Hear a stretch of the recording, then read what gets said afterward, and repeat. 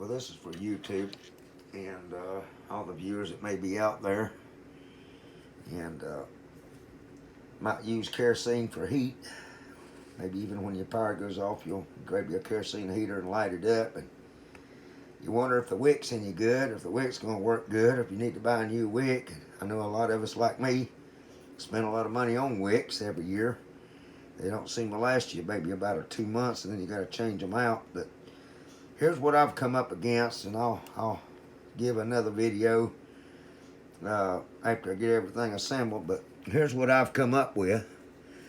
I take a pair of pliers similar to this. I don't know if you've ever took your wick out and noticed a lot of carbon right around here. It won't go up and down in the heater to shut off properly, and it builds up a bunch of carbon on it. But here's what I do on my part.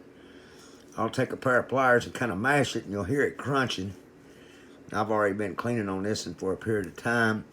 Anyway, you just go up through there with your pliers and kind of mash it, and you'll hear it crunching as you mash it up through there. You're breaking carbon loose that build up on the wick.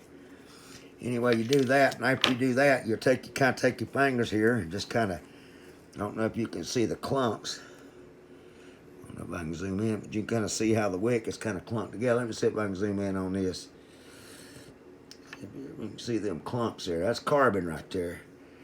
Right here is carbon buildup on it. Anyway, you got to take your finger and just kind of rub it and break it loose and kind of pull it off in order to get that carbon out.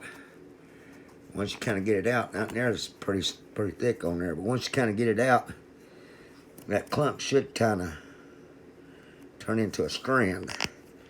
You can hear my fingernail rubbing it, but carbon's in there pretty thick. And anyway, take your fingers and kind of rub it like that, and get all that carbon broke loose, so it feels sort of like when you run your hand through it, it feels like a paintbrush. Right here, I've got it real good. I mean, you can see how the thin fibers is all separated good, and it's really no clunks in it. So I'm working on this part right here. Where I showed you, I've got some clunks right in here. I've got to get the carbon broke loose on it. I might take a pair of pliers to kind of squeeze it so to break it. I felt it crunch in the pliers. Where I can take my finger and just kind of work the carbon out of the string. I don't know if you can see that now, but anyway, that string there is pretty limber now. It don't feel all stiff, man. Well, you got to work the carbon out of it. Just kind of pinch and pull and kind of pull it out till you get all the carbon out of it. You can see the clumps there, how smooth it is over here and where the clumps is here.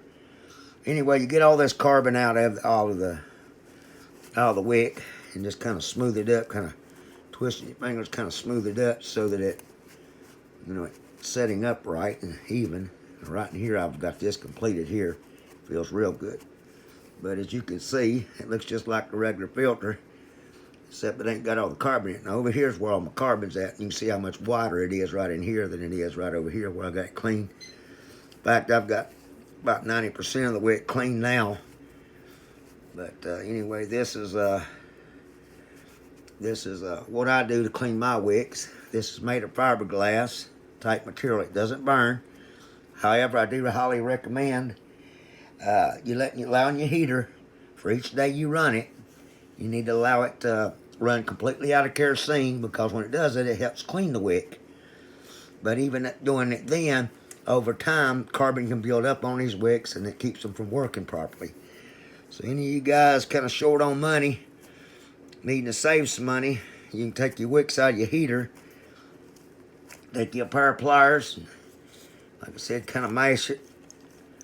You'll hear it crunching in the pliers when it's breaking up the carbon, and then just work it out with your fingers. And down there's what the carbon's come out so far. And anyway, that's what I've got out of it. And I'll give a video when I get it back together, how this thing's working, and show you how good it's working.